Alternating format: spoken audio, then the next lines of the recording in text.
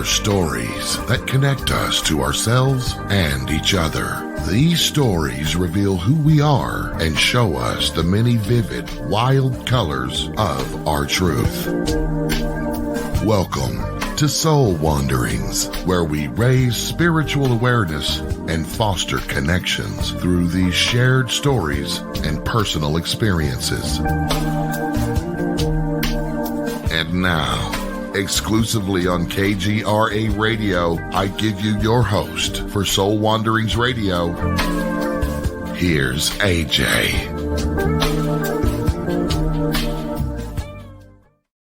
Hello, everyone. Welcome. It is Soul Wanderings night. As always, every Wednesday night, so happy to have you here. I am AJ Rasmussen, your host, and we are live over on kgradb.com and on video on the KGRA Facebook and YouTube pages. And I hope that you are joining us on one of those platforms.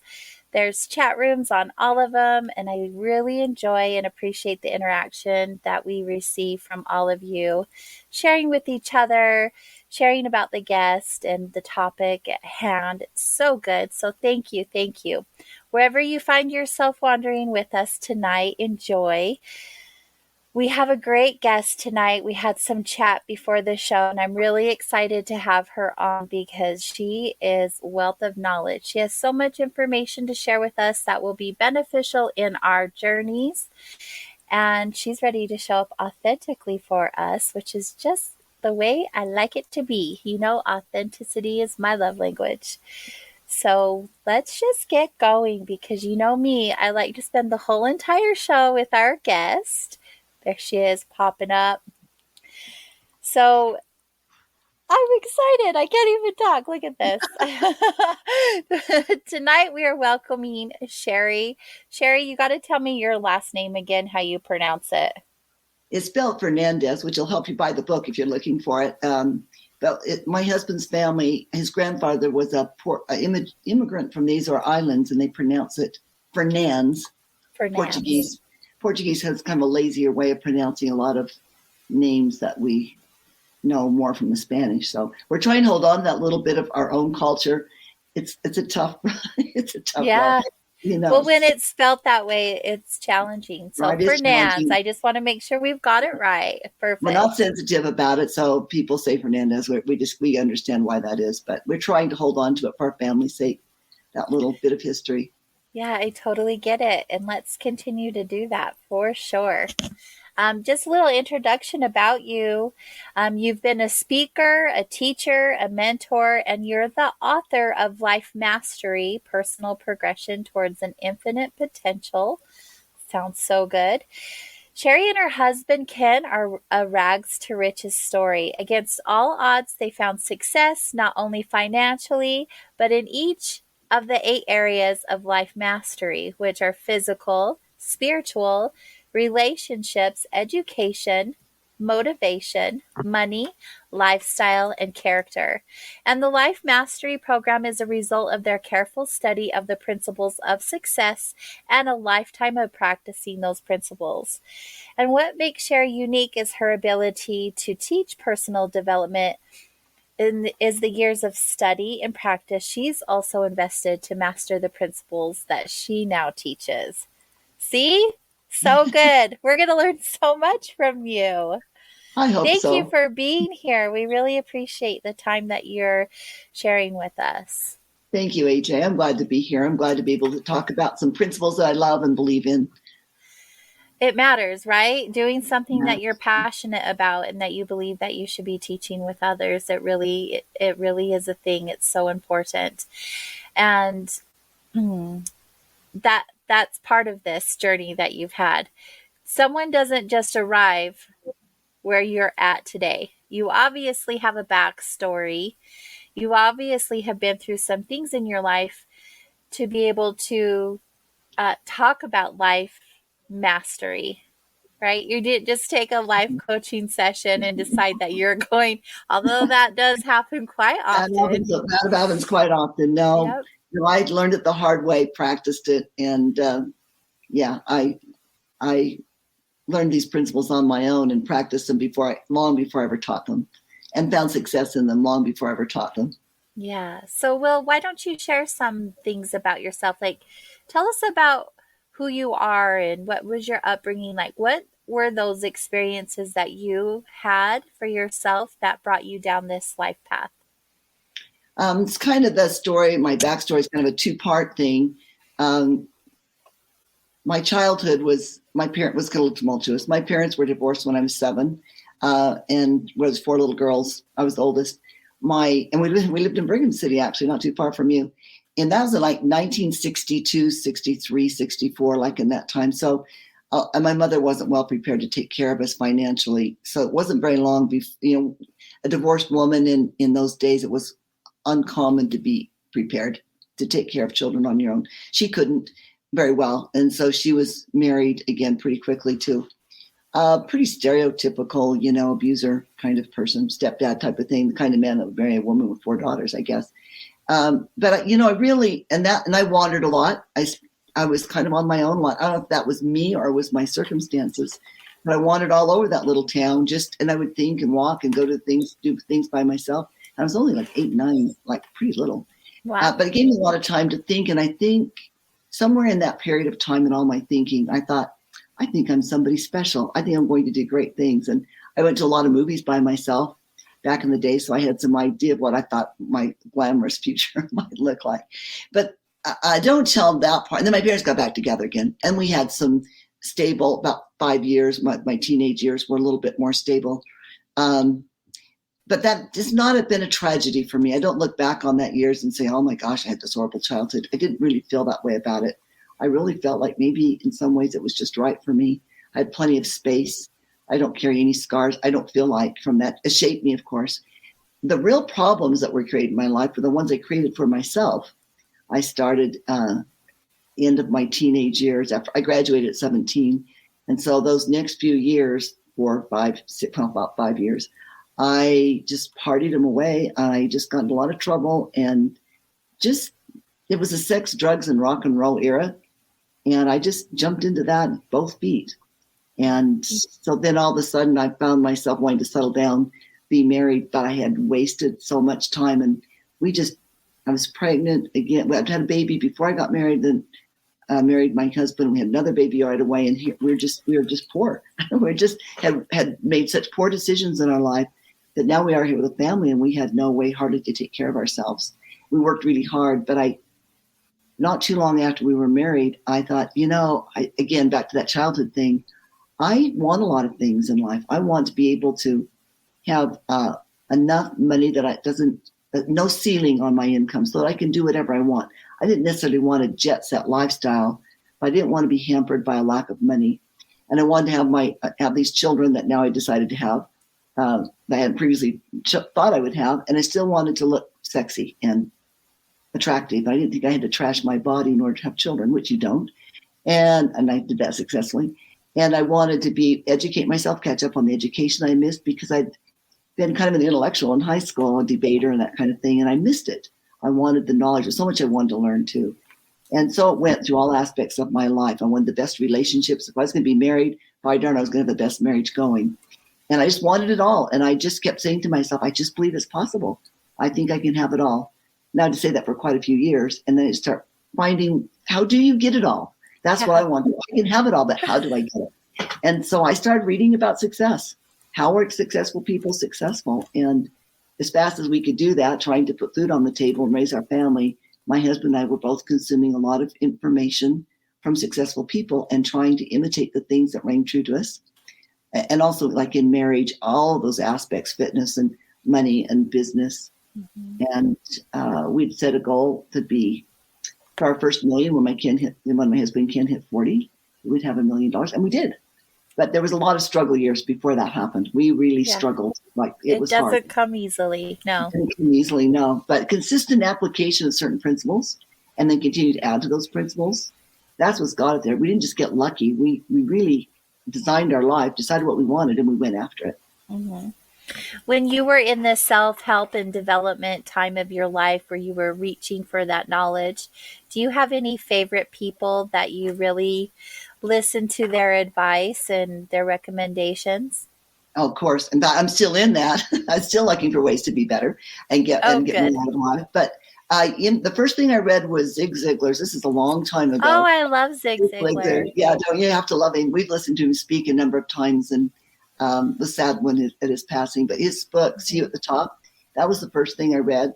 I read a number of books on marriage. I can't remember the authors of those anymore, but consistently, Zig Ziglar made a big impact on my life. Wayne Dyer made a big impact on my life. Jim Rohn, I just love. I could just listen to him continually over and over again. Jim Rohn made a big impact on my life. Stephen Covey, Brian Tracy. So some of those were the ones. And we would, even though we just could hardly, I don't know how we did this, had any money, we would often find the money to go see these people live or to take some workshops, experiential workshops and some trainings. I can't even imagine how we afforded that, but we did. And of course, it paid off. What's meant to be will be. Yeah. If you put the right principles to work. Right. It doesn't just, I was going to say, it doesn't just fall into your lap by no means, but I always believe where there's a will, there's a way. Truly. It's something that my son and I have always said his whole life when he's wanted something or I wanted something, like, we'll figure it out. We will put in the work and we will have the reward from doing the work. It's a practice. It's a belief system in yourself. Truly. And, I think this is one thing that I observed, and I think this is universal. It was certainly true for me, but everything that I wanted came to me in a larger quantity than I had even expected.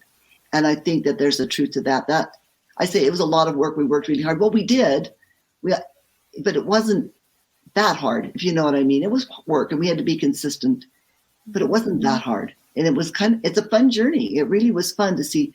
Now, what else can we do? Now we accomplished this. What else can we do? Now we've accomplished that. What else can we do? And all of it was both difficult, but also not difficult. Mm-hmm. I don't know. That doesn't probably make very much sense, but. Well, probably hindsight, it doesn't feel like it was as difficult as it did in the heat of the moment. Yeah, that's probably true. Yeah, it's probably the difference is looking back, you think that wasn't that hard. But we did have fun in the process as well. Not every moment was discouraging. There were lots of discouraging moments, but there's also fun moments, and we enjoyed our family, and we enjoyed each other, and we enjoyed we enjoyed the process, which I think is important. If you don't enjoy the process, you're going to miss out. Yeah, exactly. Enjoy the journey. That is what is one of the beautiful things about being a human, is enjoying every little thing about it. The ups, the downs, the all arounds, like, just enjoy the journey. It's all a privilege, every bit of it's a privilege. It's a privilege and you wouldn't want to get through this life without any adversity or without any, because you learn so much, and in a weird way, it enriches your life to have struggles. If things come too easy, what we achieve too lightly, we esteem lightly. If we get it too easily, we don't appreciate it and enjoy it the way we might when we have to work for it. It's very true. It's just like if your parents give you a car instead of you actually working for it, how much do you really appreciate that car, and how well do you take care of it? Yeah, truly. If it's just given to you, how much beauty can you actually see in it? The hard work, putting the work in, the reward is always that much sweeter, I believe. It is, because the reason that's true is because it's my book is based on the idea that personal progression is what makes us happy. In other words, that's the process of moving forward that makes us happy. And that's where the happiness comes from, because we never arrive. If we had to wait till we arrive to that certain thing, I mean, getting a car, you can arrive, but we can never completely arrive to our infinite potential. But so we have to find the joys in the journey. And that sounds trite, and people say it a lot, but no, it's really true. It does sound cliche, yeah.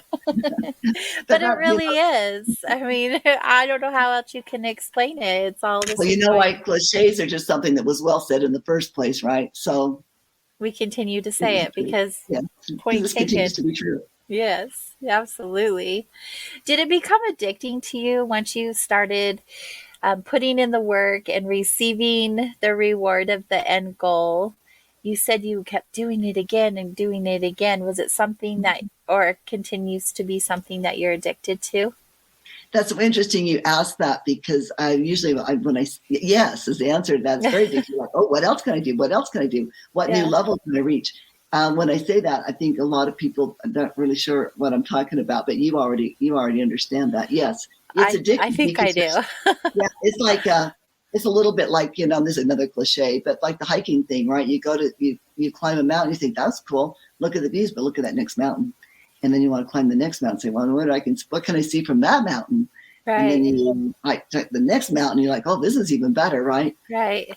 You have something good, and you want something that's just as good, but it will be better. Yeah. And I don't think you could have too much of a good thing. No, not as long as we achieve it in a balanced way. Like, you don't want to sell out one part of life to achieve in another, because then it will cost you too much happiness. But as long as we pursue it, and under the right principles, obviously, this should go without saying, but we have to do it in the right ways. We can't trample on other people or abuse anybody else to get what we want. That's not going to bring happiness. Oh, of course. But as long as we do the right principles, there's no end to what you can accomplish, and it's just nothing but fun. And it's not the having the things, it's the just seeing what you can do. Yeah. Like really challenging yourself and seeing what you're capable of.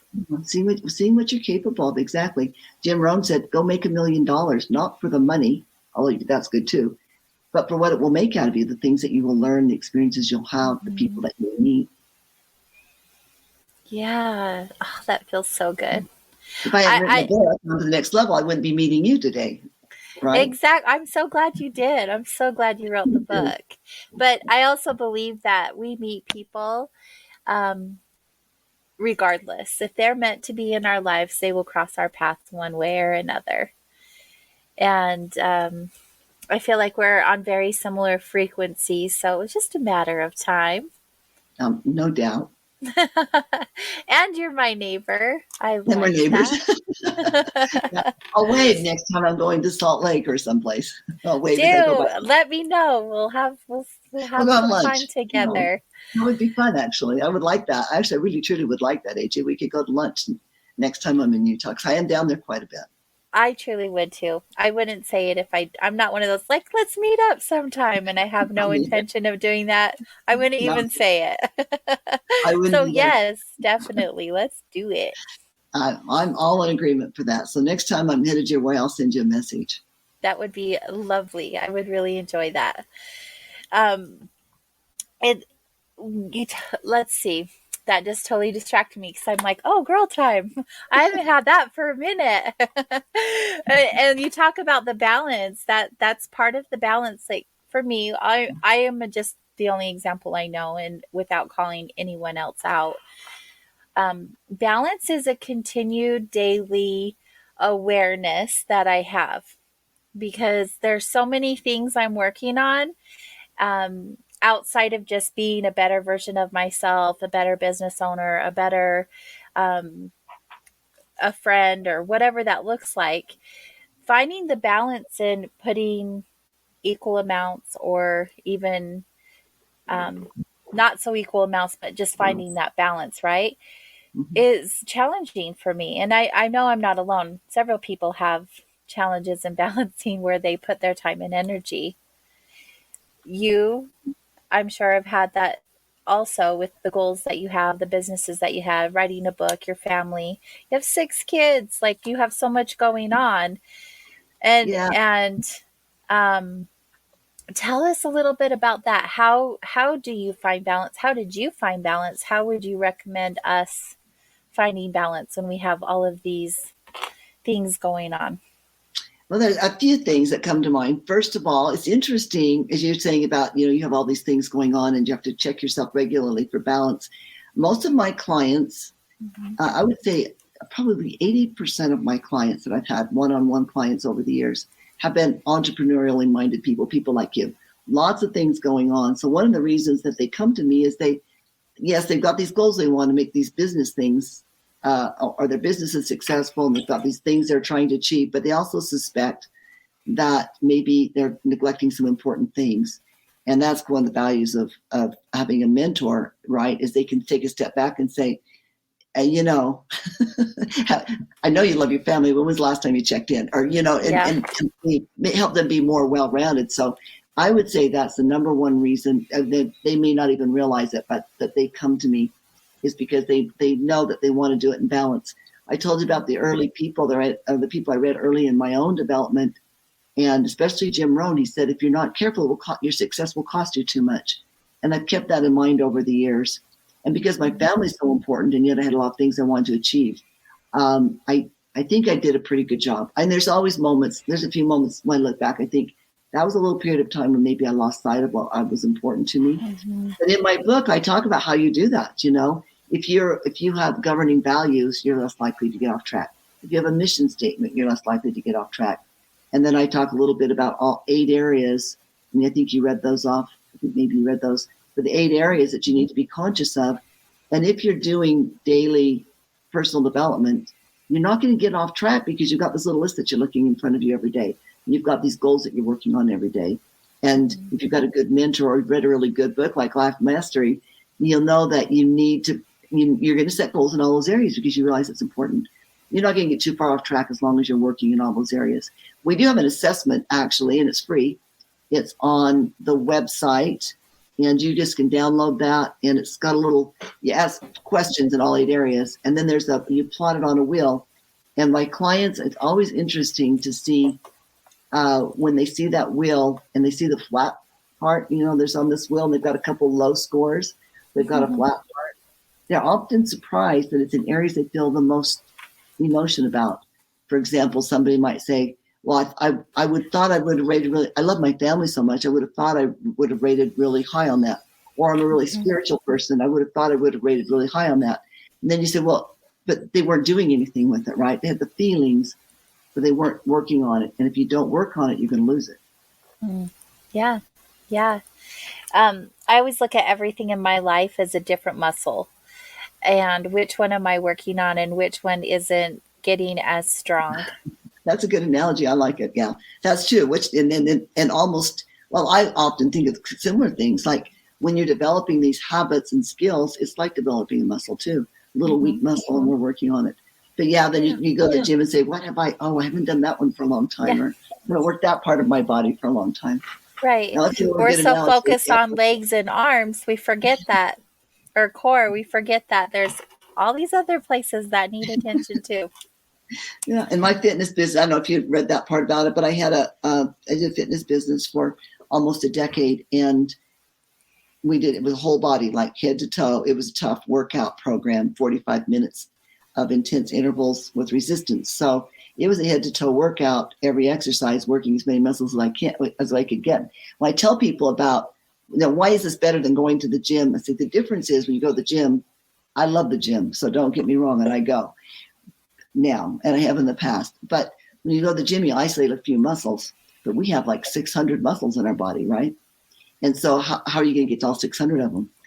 And so that's how we are in our life too. We have a whole bunch of aspects to us, and it's not just the 8. I mean, there's a myriad of sub areas, I guess, or sub segments of us, and we have to check all the time, make sure that we're not missing anything. One weak muscle can cause injury. Yes. Or one weak part in our life can cause unhappiness and grief, and usually not just to us, but to other people. Absolutely. I agree 100%.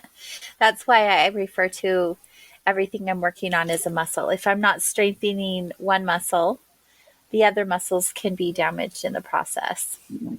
And what happens to a muscle if you're not strengthening it? You become weak. It gets weaker and weaker, doesn't it? It never stays the same. Either you're strengthening it or it's becoming weaker. And that's how we are. I said this in the book, but there's no status quo in the universe. Everything is moving, changing. Us as well. We're either getting better in one area or we're slipping. We're not just staying the same. Yeah, exactly. Oh, see, everyone, I told you it's going to be a good show tonight. We're going to get so many juicy nuggets of information that's going to assist us in our journeys. It's so good. Stay close, because when we get back, we still have a ton of time to spend with Sherry. We'll be right back.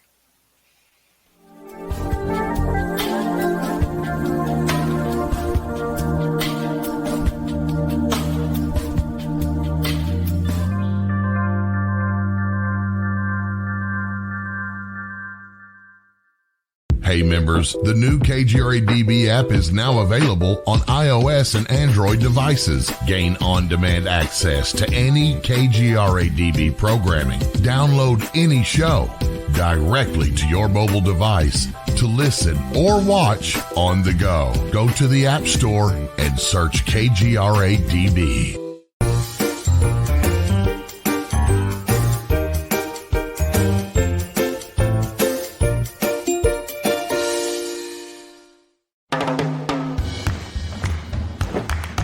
I don't want to talk about it.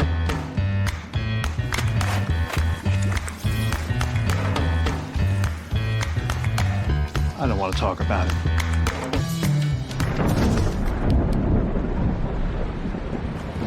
Families don't have to talk about everything, but they should talk about how to plan for an emergency. Get tips and resources to make your family's emergency plan. Welcome to the new KGRA digital broadcasting website, thekgradb.com. Here you'll find great new content, including the KGRA Classics, great shows from our archives. You'll be able to see the show times and information so you can see what show is currently on air. The on-air live button, so just go to this section and you'll be able to hear the show live with exceptional sound quality. We also have the Vault section. Make sure to subscribe to get access to great content and special features. We have the make content for our latest news and events, so make sure to sign up and you can be part of our forum. So make sure to check out the new KGRA digital broadcasting website, thekgradb.com. We look forward to seeing you there, and we hope that you enjoy the new website.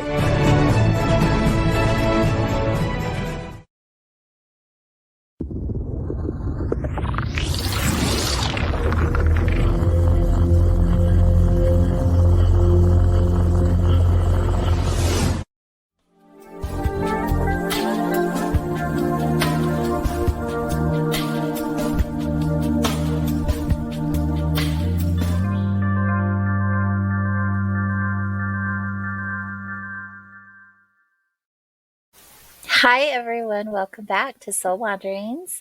Tonight we are hanging out with our special guest, Sherry Fernandez.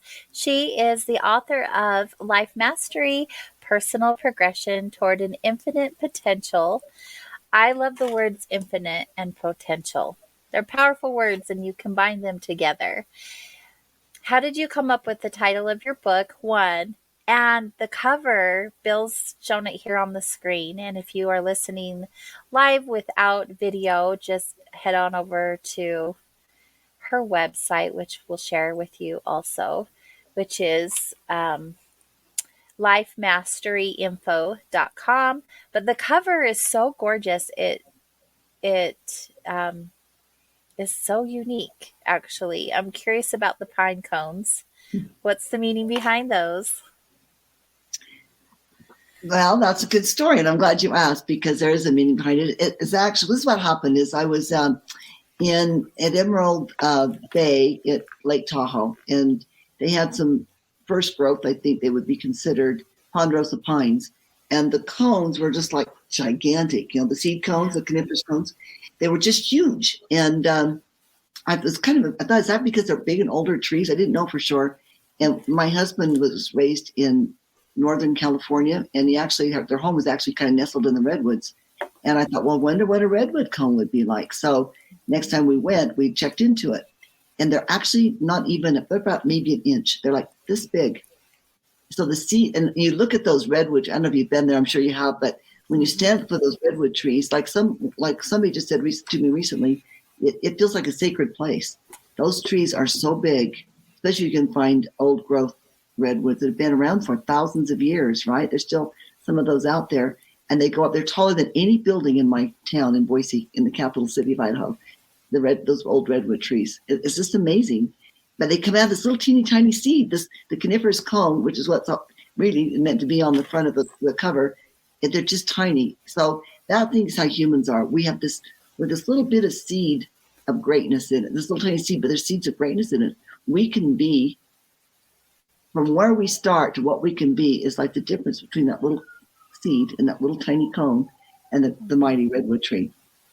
Of course, a lot of it's just like a lot of those cones, they just kind of mold in the dirt and become dust. But for those who want to reach for that potential, the sky's the limit. There's nothing that we can't accomplish. I think it's interesting to me. One of the interviewers said to me recently, they said, well, what are you working on now, Sherry? What I'm working on right now, if you don't mind my sharing it, what's on my mind is the potential, I can tell you more how I'm doing that, but the potential of our brain, what our brain can do, what kind of things we can create. It started when I began to realize the extent that our brain created pain. And when I saw how damaging pain created from an emotional source, and it's real pain, how much damage it could do to people, I thought, well, what if you could take that same power, if you could somehow harness the power of our brain and do something good with it. And so that's what's interesting to me, that space, that mental space, and our brains, of course, are just another part of our body. They're not our spirit. They're not our soul, but they have a lot of power. And I've been interested through meditation and thinking about what we think about, that kind of thing. I've been making a lot of personal progress myself in that area. What I'm creating with my brain, just by the soundtracks that I play in my brain. Mm-hmm. Right. And words are so powerful. They're so powerful. They are, and they manifest so quickly. And the way we talk to ourselves, no matter what that looks like, will become our truth so quickly. Truly. Our experience. I've known that in my own experience. I have endured quite a bit in my past, and it's nothing that I'm attached to or hold on to anymore. I mean, of course, it shows up in different experiences, and then I get to look at it. But put that aside, there was a time in my life where, I guess you could say, I would use the words like, life is hard. I can't believe this is happening to me. This sucks. That kind of wording. And when I shifted those words about 10 years ago, when I started going down this journey, I had an entire shift happen inside of me. And now I get to use words that are more powerful and uplifting and have conclusion, and they're moving and they're magnificent because they don't weigh me down like they used to, right? Yes. It changes everything for you. Everything you think and tell yourself you have control over, which is so cool because it's all inside of us. Yeah, just imagine what you might be able to create. Well, you're creating these certain things with the negative soundtracks. What could you? I had actually a similar experience, AJ. I wrote the book, right? And I one of the exercises that I teach, one of the skills I teach is daily written affirmations, because writing them makes them so much more powerful. And you can read that in the third section of the book. It's one of the skills that we teach at Life Mastery. But I know all this stuff, and I'm pretty good, and I basically enjoy my life. But I found myself, I've got this beautiful life. My husband and I are just really close. We have a beautiful condo downtown. I have a beautiful family. I get to do whatever I want. I have no ceiling on my money. I can do whatever I want. And I'm like mopey, and I'm like, what in the world? My book has been published. I'm getting a chance to start the media tour, and everything's wonderful. But I got this like heavy feeling, like, what in the world? Why am I not enjoying this? And it was just a simple switching. And I was listening to give him credit. I was listening to John Acuff's soundtracks, which I'd really recommend. And he made just a quick comment in there, and it just turned everything. I said, yes, I'm telling myself that life is hard.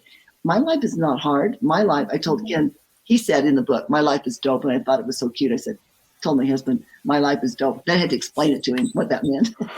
I'm big on pop culture, especially she's a couple decades old. But I've been saying that since then. And life is light and easy. I like the guy that said, I thought this was clever. He said, when people say life is hard, I say, compared to what? So right. we don't even know if it's hard. It's the only one we've got, right? Mm-hmm. Yeah. And the difference is we say it what we tell ourselves it is. And in situations like that, I have found that gratitude changes everything. When you're feeling out of alignment, and not finding the joy or the happiness, if you can find something to focus on that you're grateful for, you start to realize just how good you really have it. It's true. And again, that's the soundtracks you're telling yourself, right? Mm-hmm. I am grateful. Look at all these things in my life that I have. Look at this thing, and being specific helps. Why in the world would I be sad? Look at this beautiful condo I get to live in. Look at this husband who loves me so much. Look at these beautiful kids that I have. Look at my book. It's a beautiful book and has a nice pine cone. It's not really a pine cone. It's a redwood cone on the front, and whatever it is. And I get to go meet with AJ today, and life really is. My life is light and easy. I know that mine is. I know that I'm very lucky to have the life that I have, even though I feel like I designed it. Still, I've been very blessed. I know everybody's life is not as easy as mine, but I know that when mine was hard, I could say to myself, I'll have this really hard day. I've got all these things to do today. And raising 6 kids is a lot of work, right? Yeah. I wouldn't know, but I imagine. Well, times yours by 6. They're quite a bit of work, and I was doing a lot of things. I was involved in a lot of things. I think, oh my gosh, this is going to be a hard day. I was like, okay, listen, Sherry, you've got these many things to do. You can go through them and say, oh, this is hard. Or you can just go through them and say, this is fun. And it makes all the difference. And it doesn't change the things I have to do. It just changes the way I look at them. And then I feel happy. Yeah, exactly. It all is a state of mind. Absolutely. We can be the most depressive person if we choose to, or we can find joy in the journey like we were talking about. Right. And we might as well find joy in the journey. We only have this one chance at it. It's so much easier. It's so much easier, I believe. And really, when I go back, even those days then when they were hard, they were still, most of the things that we get to do are privilege. It's a privilege to work. It's a privilege to live. It's a privilege to interact with the people we interact with. Not everybody. I know there's some tough things out there. But for most of us, the people we have in our life are beautiful. Like you said, we attract the people to us that we need. Life really is a blessing. It really is a privilege. Yes, I agree. Absolutely. So with everything that you've been through in life, and now here you are, you wrote a book about life mastery. What was the driving force behind you deciding to write a book? That's a really good question. It's amazing. I can't even believe that I wrote this book because I've been speaking for years, like maybe 25 years. I've been speaking in various topics like marriage and motivation and fitness and these different things, different audiences. And I would frequently have people say afterwards, you should write a book. And I would say, no way. I'm not going to write a book. I'm not a writer. I'm a speaker. I didn't feel like I had the ability or the interest. It sounded tedious. And then in 2019, partly because of COVID, but not really. I had the time. I don't think I would have done it otherwise because we travel a lot. And I don't know if I would have calmed down and done it without COVID. But still, a number of things. Somebody said that I spoke somewhere. And this couple that was there said, they're both educators. And they said, you should write a book. He was the principal of a junior high in Boise. And his wife is a Montessori teacher. They're very well educated. You should write a book. And I said the same old thing. I'm not a writer. I'm a speaker. But it kind of lodged. And then somebody else I was working with, I had a coach because I believe in coaching and mentoring. And my coach said, he wrote a book. And I said, I should write a book. And he said, yes, you should. Then this is the ceiling thing, though. The thing that really made this happen was my husband said, I totally honor his opinion in everything. He's just a really wise man and smart and has my best interest at heart. And he said, no, Sherry, really, you should write a book. You have all these things you've been teaching and people need to hear what you have to say. And then I did. And it just, I don't know. I wish I'd track the hours I have in writing that book, but it just flowed out of me. I mean, I'm not saying there wasn't tough moments. There were times when I was struggling for guidance and assistance to know how to say certain things. Mm-hmm. But I just wrote the things that I teach. I just simply wrote the things that I teach, and it just flowed out of me. It just came, and it didn't take very long. I wrote it in 7 months, and we still traveled quite a bit. And I never worked on it more than 3 or 4 hours in a day. Probably averaged about 10 hours a week at the most. And it just came out. It was meant to be. It was meant to be. It totally was. People say, what are you going to write on your next book? I'm like, everything I know is in that book. I don't know anything else. It's all in that book. So I don't think there'll be another book. But at my age, never know. The second book, you might not make it. Oh, come on. You just never know. You didn't think you would be writing this book, No, and here and you I tell are. myself, no, I didn't think I'd write the first one. So who knows? I just cannot imagine what I'd put in it. Although there's certain parts of Life Mastery that I wish I'd elaborated on a little bit more. So that's one thing I could see is either a revision where I could elaborate on a few things a little bit more. And I am working on the audiobook. I think I'm going to have that audiobook maybe done in about a month. Yeah. So I've got that kind of in the works. So I've got that to still do. That's my favorite. I really love audiobooks. Yeah, it's without audio. Yeah, and this kind of information is really more listened to. The only disadvantage to listening to Life Mastery is there's graphs and there's worksheets, and there's like the assessments in there, tracking sheets are in there. There's some examples of how to do certain things. So that'll be tricky, but we'll just make them down. They're downloadable. We'll just make more of them on the website so people can download all of the graphs, charts, things like that are in there. We'll just make them available. So we've talked about how good the book is, but what makes the book so good? What type of information are you sharing with all of us? Well, the first section's on why. Why should I move forward? Why should I set goals? Why should I do all that work? Why shouldn't I just sit on the couch and stream Netflix and I don't know, whatever it is you do, scroll through Facebook or whatever. Why should I do it? And so that's the premise of the book. If you don't, like Simon Sinek coined it, start with why, you don't have enough reason to do the work. So the first premise is that's how I said earlier, that's where happiness comes from. We're happy when we're moving forward. We're not happy when we're stagnant. We're certainly not happy when we're slipping backwards. So happiness comes from the journey forward for reaching towards that infinite potential. But I also talk about a big dreams list, make a great big dreams list, dream big, and just try to accomplish everything you can in this life. Not worry if you can afford it or not, just put that on that list. We talk about a mission statement. How do we give back? We need to be a certain kind of person to be able, the more we can become, the more we can give back. So what's my mission? Then I have a reason to work harder. And who am I trying to be? What kind of person am I trying to be? So those three things, and that's all in the why section. Then the what section is 8 areas. The 8 areas for personal development, which is physical. Let's see if I can say them all. The physical self, which is the first one. Spiritual self, relationships,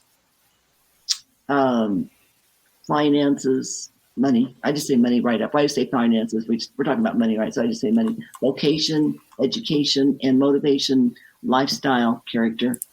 All of those areas we need to be developed in. So I give just some ideas about each of those things. Like, here's some things to think about so people can get an idea of where to start, how maybe be inspired on what they might work on. And then the last section is tools. How all those seminars I went to and all those books I read, what was so often lacking, most always lacking, was the how. I get all motivated to make a change, and you've been there too, probably. I mean, I hear this a lot. I'm really motivated to do something. I might be able to figure out what to do on my own because I know kind of what I want, but tell me how to do it. So sometimes the what, definitely the how is often missing. Tell me how to go about it and I'll do it. I'd seek that out and think that out myself. So I want that part. Yeah, it's just like with any book or if you go to any seminar, they give you all of this information, right? So you're filling your brain up with all of this good information that will help you. But then what? Then what do you do with it? How do you apply it to your life? How do you apply it? It's kind of a little bit like a diet. You go on this diet and whatever, which you should never do. But some people go on diets, they do it all the time.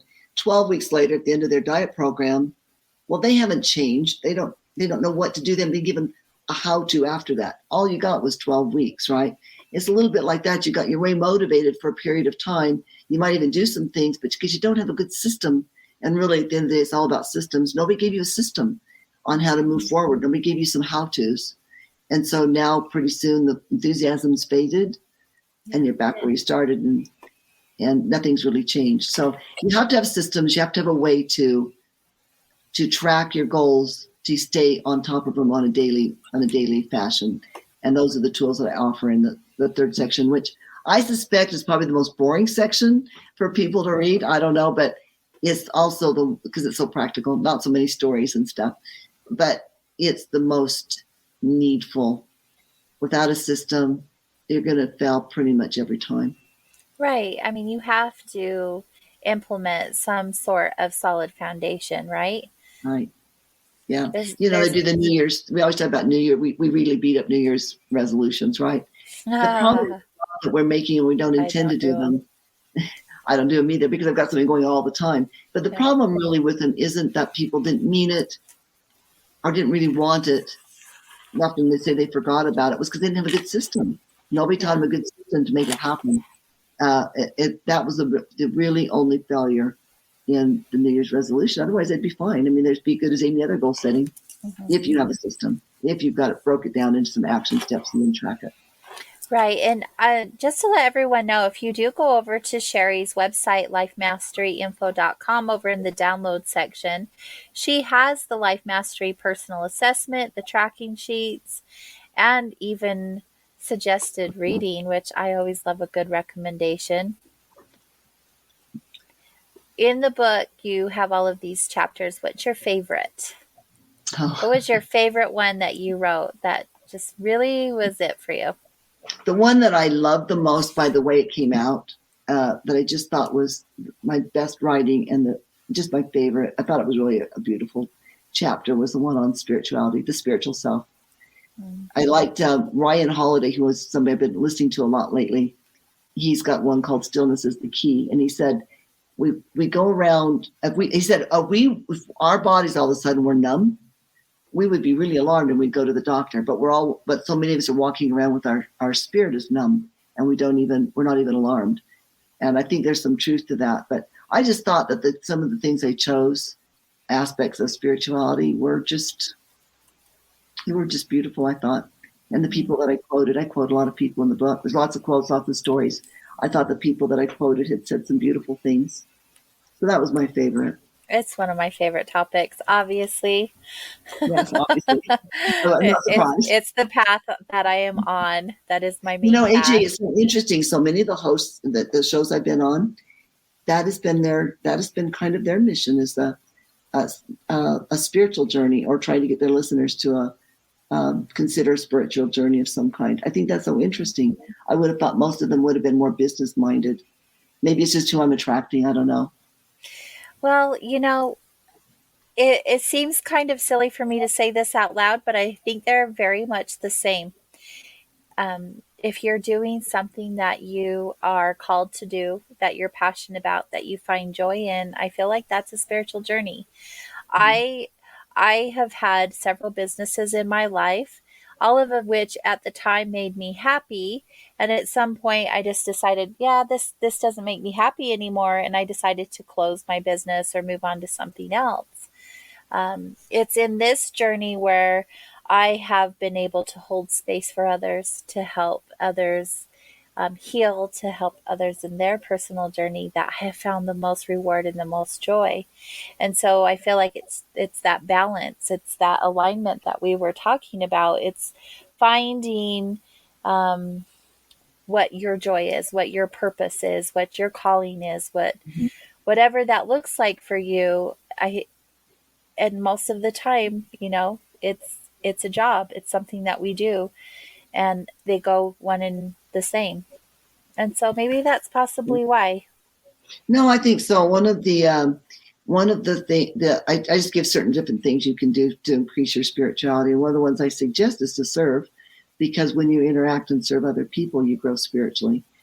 There's other things like being in nature, being in awe of things. One of the stories I really loved in is I'm a scuba diver, and my sister taught me to dive. She's been teaching people to dive for, like, I don't know, 30 or 40 years, I think, actually. Wow. And so she's really fun to dive with, and she's taken a lot of people on trips, and I just go kind of recreationally here and there. So when I dive with her, she can find things like, I can look at this bank of coral and the coral's beautiful and they're certainly lovely to look at, but she can find things in there that are just small little things that are a marvel. And that's a good way to grow spiritually, is when you can see the marvels of the universe. And I think that's a good analogy to just looking for what a marvel is. What's marvelous out there. What just a little piece of real estate can hold the most amazing things. And you can't help but feel there's a power in the universe greater than yourself when you see this little.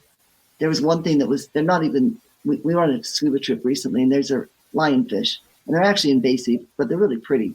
But the babies are just like a little piece of lace, just a little tiny piece of lace looking thing, just moving just gently in the water. You wouldn't even notice what they are. It's just amazing.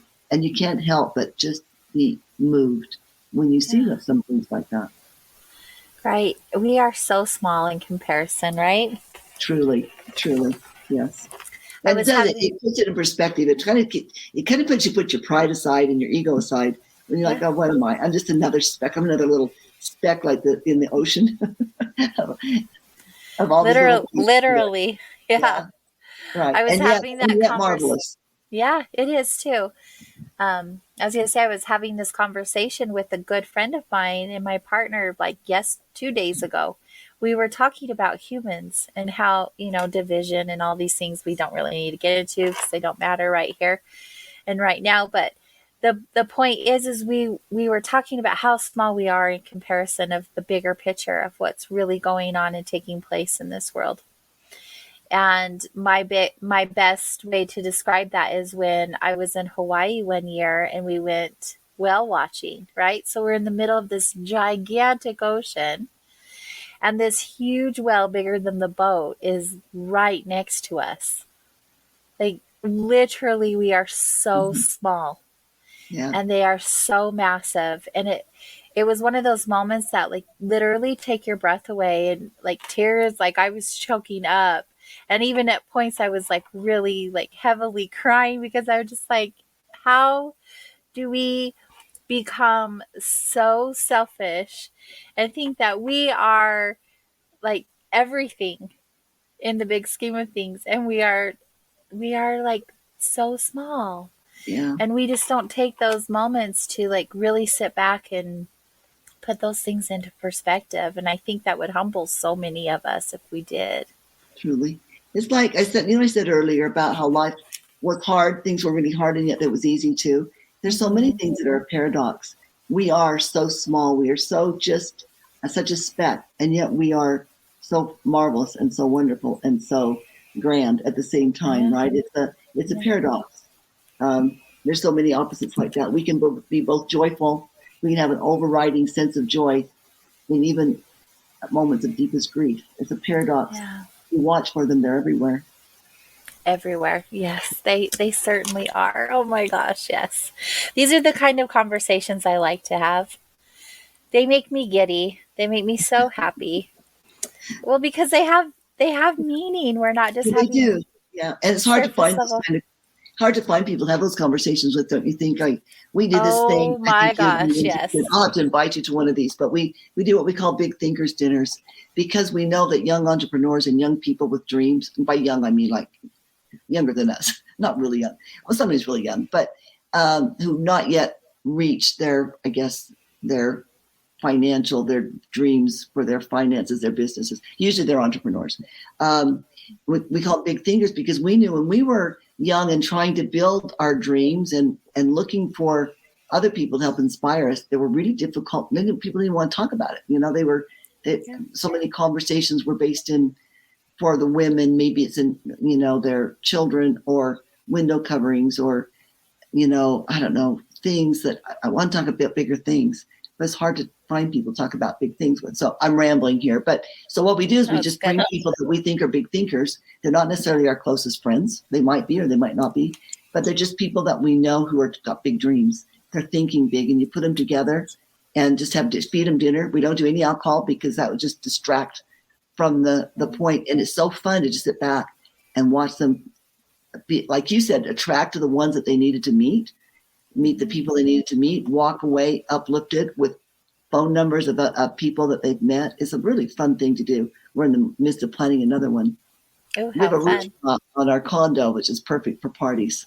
Oh, how fun. Yes, especially right now. Yeah. Being outdoors. Such a good time.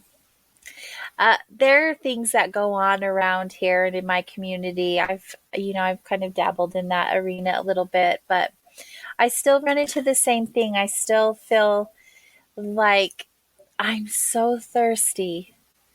I want more. I want more stories and I want more knowledge and I want to ask these big questions and have these answers. And that's obviously part of being a human. And that's my entire, my listener base. We're all here because we want the same thing. Yeah. I love the way you said that, though. I'm thirsty. That's how I felt. I was this young woman who had big dreams, ideas, and I wanted to talk to other people with big ideas and dreams. I was thirsty for the conversation. I want to talk about big things. It's this thing about this idea about great minds talk about ideas, and you know how the rest of it goes. Mediocre minds talk about events, and small minds talk about people. That idea gets attributed to a number of different people, but it's a true thing. And I wanted to talk about big ideas, and I was bored with what I call cocktail chit chat. Yeah. I want to talk about big things, right? Thirsty. And I never thought of that word before, but that's what I was, thirsty. And so that's why I do the big thinkers dinners, for those people who are thirsty to talk with other people with big notions, ideas on what their mind, plans, ideas. Yeah, exactly. That's how I feel by Wednesday afternoon. I'm dehydrated. I'm like, ooh, tonight I get to have some drinks. So I good. I'll be less thirsty when we leave our conversation. Exactly. That's what I'm saying. My cup is filled over right now. So good. All right, you all, we are at the top of the hour. That means that we get to have a commercial break. And we're going to do that when we get back. We'll continue our wandering with Sherry. Stay close.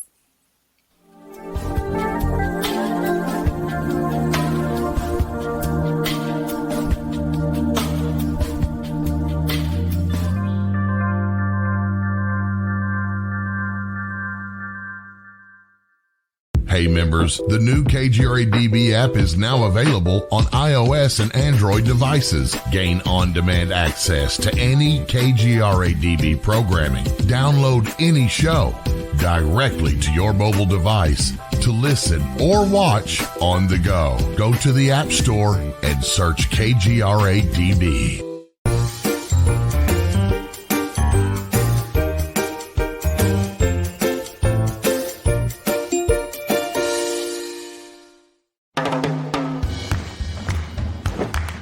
I don't want to talk about it.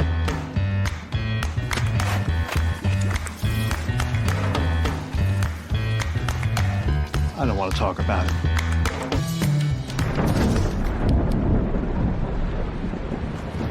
Families don't have to talk about everything, but they should talk about how to plan for an emergency. Get tips and resources to make your family's emergency plan. Welcome to the new KGRA digital broadcasting website, thekgradb.com. Here you'll find great new content, including the KGRA Classics, great shows from our archives. You'll be able to see the show times and information so you can see what show is currently on air. The on-air live button. So just go to this section and you'll be able to hear the show live with exceptional sound quality. We also have the Vault section. Make sure to subscribe to get access to great content and special features. We have the make content for our latest news and events, so make sure to sign up and you can be part of our forum. So make sure to check out the new KGRA digital broadcasting website, thekgradb.com. We look forward to seeing you there, and we hope that you enjoy the new website.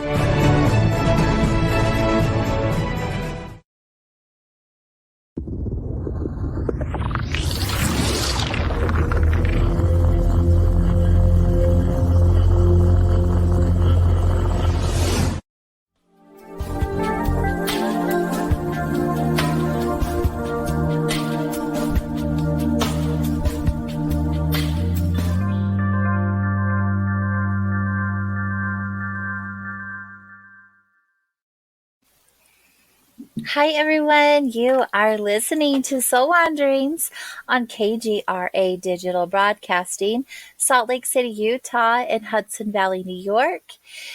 It's that time. Our program is moving over to the KGRA members area on KGRADB.com. So if you have not picked up your membership yet, please do so. And when you do, you can use my special promo code SOUL21, which is SOUL21, And using this promo code allows you to receive 30% off your annual membership. And once you're in, you'll have all the exclusive access to the KGRA archives, audio and video. You'll see special presentations, video interviews, series, upcoming digital specials, and conferences. There is so much there already, and there is more on the way. So to all of our current members, thank you for your support and joining us here on this amazing platform. And to those of you who are interested, now is the time to go and grab yourself a monthly or annual membership. Again, my annual promo code is SOUL21 to get that 30% off. And if you're interested in the monthly option, you can use my promo code WANDER, WANDER. So come and join us. And thanks to all of our members for your support here at KGRA DB. So good. We have such a great time here on the station. Tonight we are visiting with Sherry Fernandez, and she is the author of Life Mastery, Personal Progression Toward an Infinite Potential. Welcome back, Sherry. Thanks, AJ. We still have an entire hour to wander with you. I've said so good, like probably 30 times already. Good. I'm glad you're pleased with the first hour. Let's see if I can keep up for the second hour. Well, it goes by really quick. Everyone at the end of 2 hours is like, wow, we're done already. Yeah, it goes by so fast. But you have so much to share with us. And most importantly, we want to get the information out that you've written this amazing book and all of the information that it has in it. And that's really great. But you also have a lot of life skills and knowledge outside of that you have to share, that you can share with all of us too. So we'll have plenty to talk about. I think so too. Right. Obviously, it's things that I love to talk about. So I'm really grateful for the opportunity to really talk about the things I really want to talk about. So it's fun. I'm really grateful for the time. Thank you. You said earlier that having a coach is so important, and you even have a coach. Yes. What Not all the time, but I from time to time, sure. They're hard to find for me. I've noticed that coaches now, life coaches, are really, really young. I'm not sure what's going on with that, but I don't know. Nothing against them. I think it's great that they're putting themselves out there, but for those of us who have a lot of experience outside of that, I don't know what we would learn. But what's the purpose of having a coach? Like, why would we want one?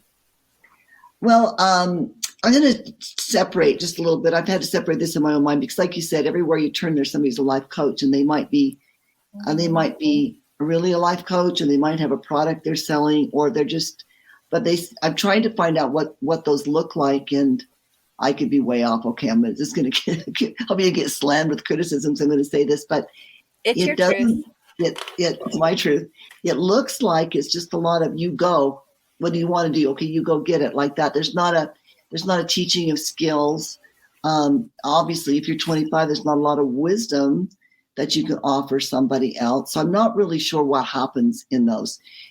On the other hand, we've chosen to change to move from coaching to mentoring, because what we're doing is we have people who are at a higher level on these skills, not in every area of life, but they're mature people who have worked with me for a long time, who do these practices, these skills that we teach, like tracking goals, setting goals, how to write effective affirmations, how to keep a checklist of your goals for 90 days. Some of these practices that they've been doing these for years.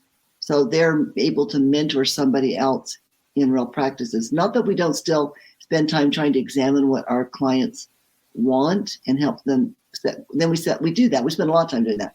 But then we can help teach them to set the goals and the action steps to get there. And I do know one person who's very, very expensive and very famous and well known who does this. Otherwise, I don't know anybody else who does this than me. I'm sure there are people that do it, but I don't know any of them. But having a coach, my coach was for a particular purpose. The one I had when I was writing the book, he was helping me establish myself in the world of workshops. And then COVID hit. But we'll probably get back to that one of these days. I did one on Zoom, and that's just not my jam. I want to talk to people. So I decided to table the workshops for right now. We had done a few. It's a different energy. Yeah, it's different. Yeah, totally. Especially for a workshop. My style speaking anyway is very interactive. And I think you get less response on Zoom. And then a workshop, of course, it's got to be very interactive as you're teaching people things, be able to ask you questions. And I felt like it wasn't as effective as it's still effective. I just didn't want to do it. Let me be honest. It was effective. It was fine. I just didn't like it. I want to be in the room with the people. That's just how I roll. And I can do whatever I want because I designed this great life. I don't have to work if I don't want to. And if I don't want to do a workshop on Zoom, I don't have to. Yes. I would do it again, maybe. I don't know. I might try it again somewhere. Yeah, well, we never know what's going to happen in the future. So I'll say I'll never do that. And then the next thing you know, somebody will call me. I'll say, sure, I'll do that. So I'm not saying never. I would do it probably under the right circumstances. Yeah. Yeah. There is something to be said about the energy of being in a room where you're feeling everyone's excitement for what you're sharing and having those interactions. I still coach face to face. It's magic. It is. I still do all my coaching person to person. I know that now that with the book out, I'm going to be in a position where I'll probably have to do it on Zoom, but on Zoom. Mm-hmm. I don't do it. I don't take a lot of clients. I take a very few clients, but I take clients who can meet with me during the day face to face. So you're actually doing clients as well. Yeah. Yeah. I need to do it. Keeps my feet on the ground, but I usually have a very limited schedule because I have all these other things I want to do, this traveling and lifestyle things, but it's good for me. It keeps my feet on the ground, keeps me learning. I learn a ton from mentoring other people. And so, yeah, I still do it.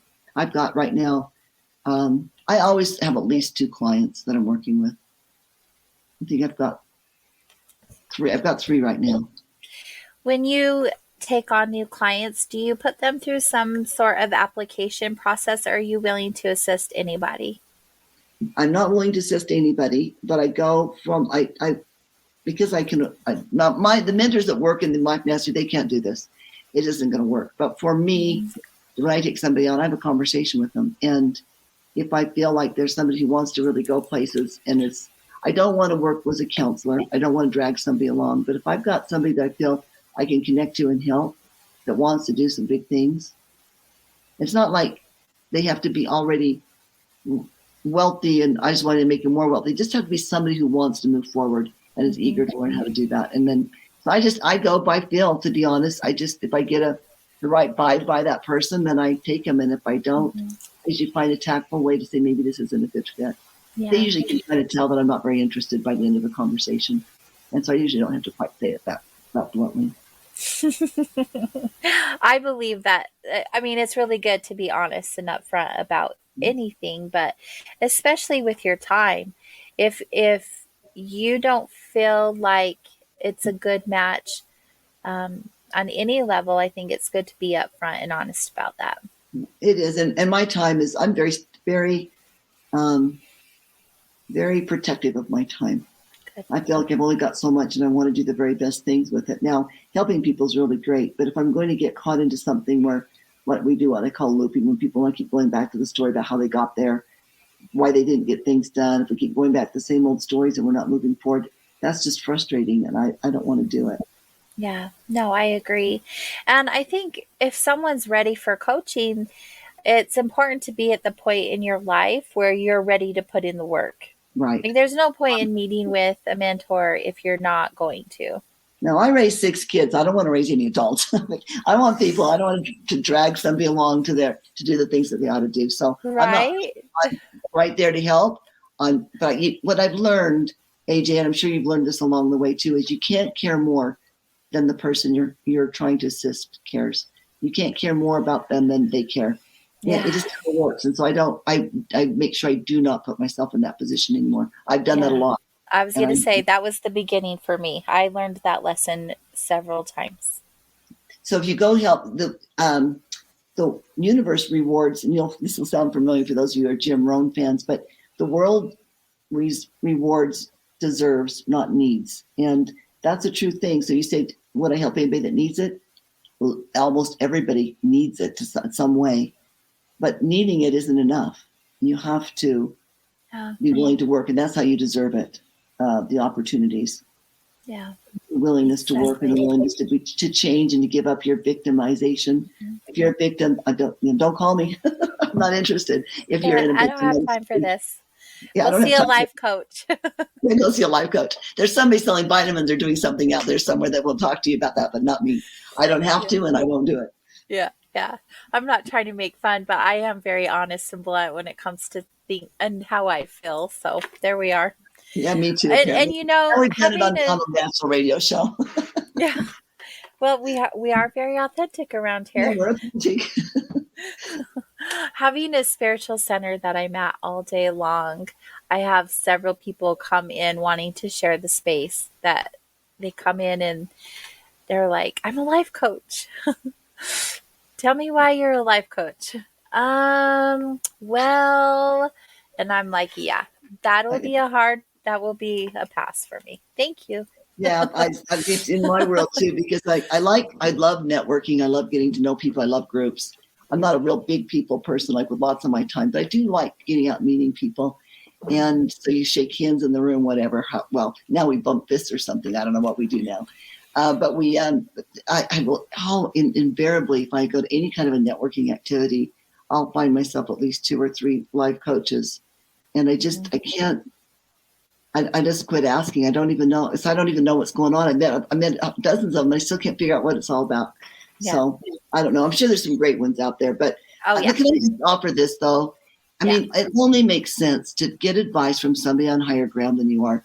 We call it in our house, we say never hire a fat trainer, because we did that once a long time ago. Accidentally, the gym said, we've got this ex-Navy SEAL. He's awesome. Well, he wasn't that awesome. He was like really out of shape and overweight. You don't want to take advice from a fat trainer or a broke financial advisor or a relationship advice from somebody who's can't maintain a relationship, right? You want to take advice from somebody who's on higher ground. And not that we're at Life Mastery, we're all about advising, but still, how can you help me, keep me from drowning if you're not on dry ground, right? I need somebody. And so when I look for somebody, I'm looking for somebody who's on higher ground than me. Yes. And at this point, I'm because I've been doing this for so long, if there's somebody out there that thinks that they could be a good coach for me, would you call me? I'd love to talk to you. Yeah, for real. I just think it's important. Do your homework, because you can get sucked in so easily with someone promising just because you. Somebody says they're a life coach, it doesn't mean anything. Ask them, how do you know? Mm-hmm. Napoleon Hill said that, that Think and Grow Rich. He said in one of his other books, he said, never be afraid to ask somebody, how do you know? So if you're thinking about hiring a life coach or a mentor, don't be afraid to say, how do you know that? What do you teach? And how do you know it's true? If they're like, I took a course, like, maybe move on, because there's a big difference between theory and in theory, what they say, in theory, there's no difference between theory and practice, but in practice there is, right? There's no difference between theory and practice in theory, but in practice there is. So you want somebody who's lived it. And I hope you'll take this advice, whatever you're looking for advice in, make sure that they know what they're talking about by their own experience, not by theory. Yeah, exactly. That was a soapbox, wasn't it, AJ? You see, I feel strongly about that. It's frustrating to me. I could imagine. Yeah, absolutely. It's not to ruin your life, but they waste your time and your money. Right.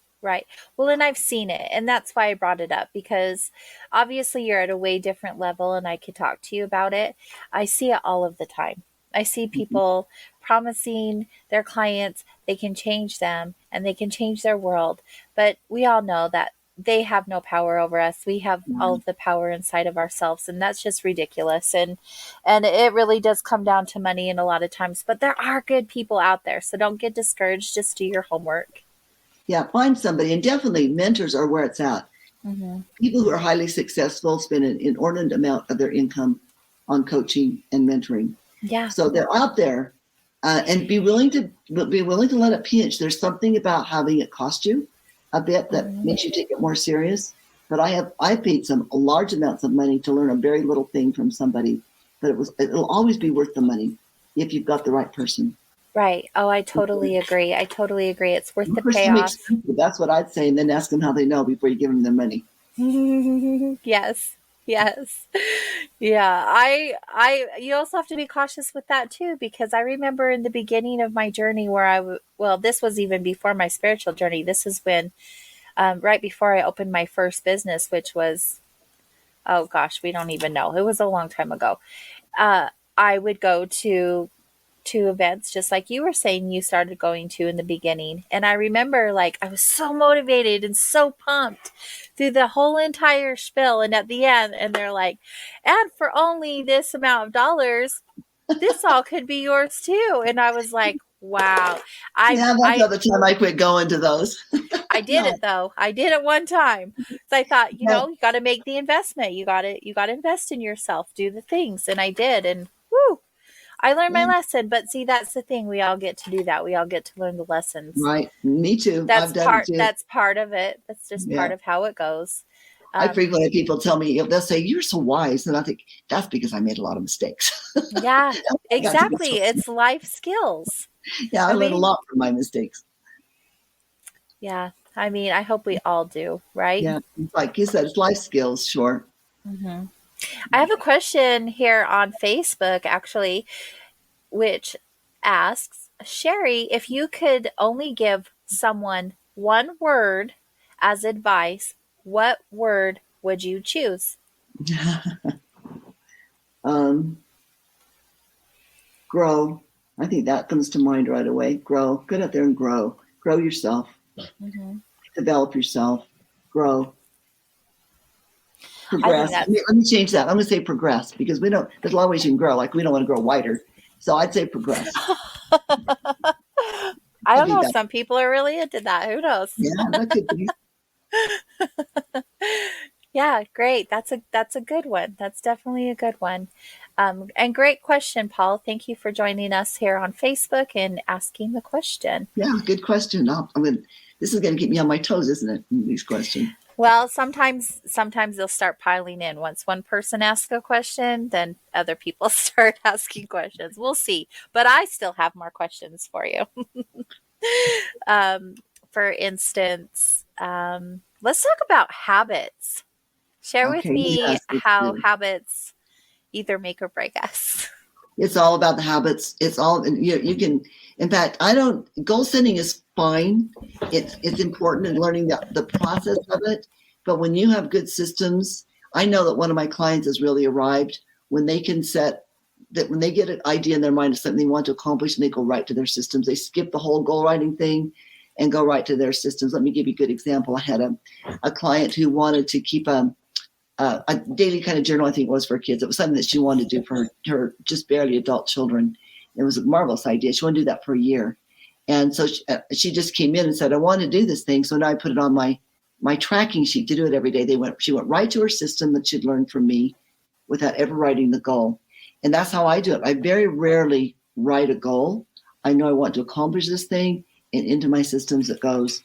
And this is how, okay, I want to accomplish this thing. Okay, every day I'll have to do this, or once a week I'll have to do this, and then I'll have to do this and this and this. So it's going to go on my to-do list and my tracking sheets, or my affirmations. If it's something I want to become, like I was just thinking when I was at the gym, we were talking about working out, you can always do more than you think you can. And I worked with a trainer for a while. He said that even and he was like super bodybuilder for like decades, and like his arms were like gigantic, and he was an all natural bodybuilder. He really knew the profession well, but he said that they've learned that even the most seasoned bodybuilders, the professionals, can usually do 2 to 3 more reps than their perceived rate of exertion. In other words, they can do more than they think they can, even those professionals. And so I decided I'm going to put in my affirmations. How am I going to break that barrier? I want muscle. I always want more muscle. That's kind of my thing. And I think I'm going to do another. I did a bodybuilding show. That's another story. Last November, and I think I'm going to do another one. So I want more muscle. I thought, okay, what am I going to do? I'm going to go to my affirmations, my system of written affirmations, and I'm going to write, I am strong. Because when I think I am strong, I notice that I do more reps. I can do more reps when I'm thinking that.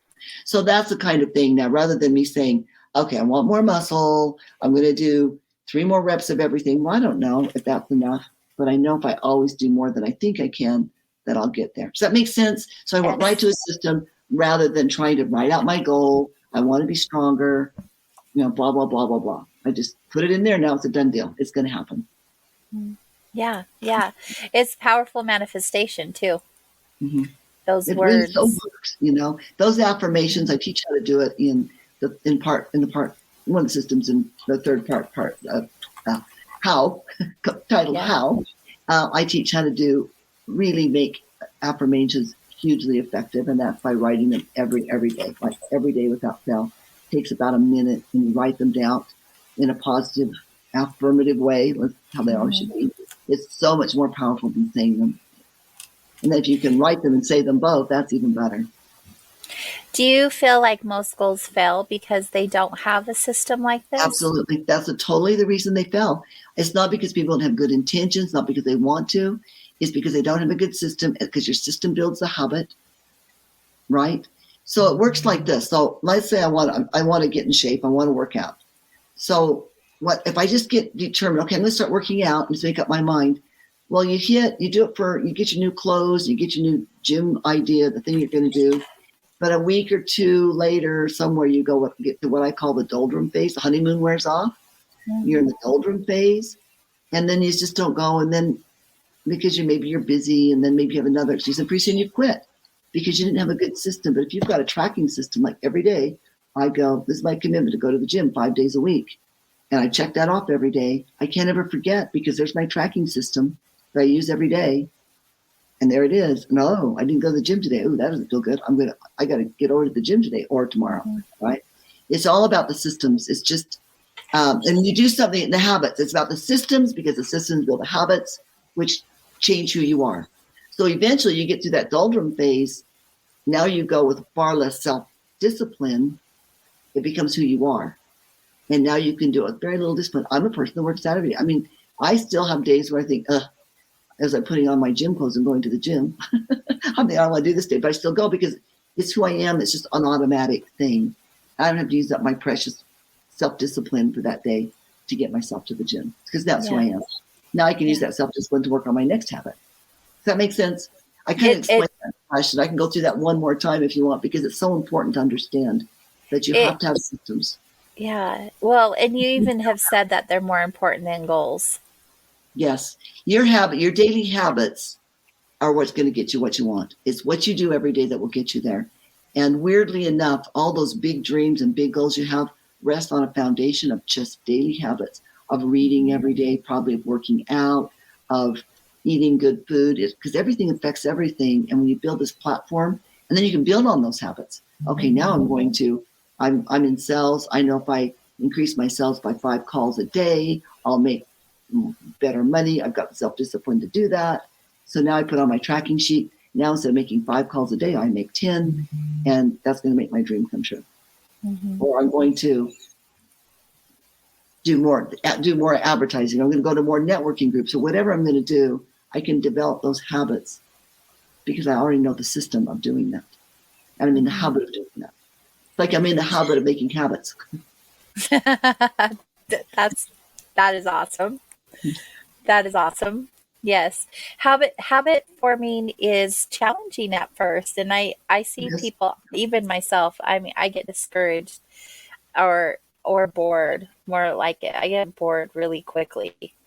And especially you're referring to workout programs and things like that it's so boring for me sometimes. And so switching things up and making it different really is helpful. And that's just having a different system.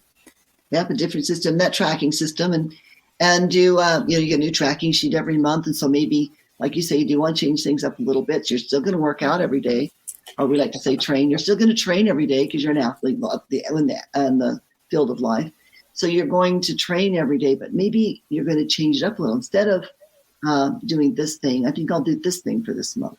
I'm going to up my game a little bit by adding an extra 10 minutes, or I'm going to add 20 push-ups a day, or whatever it is.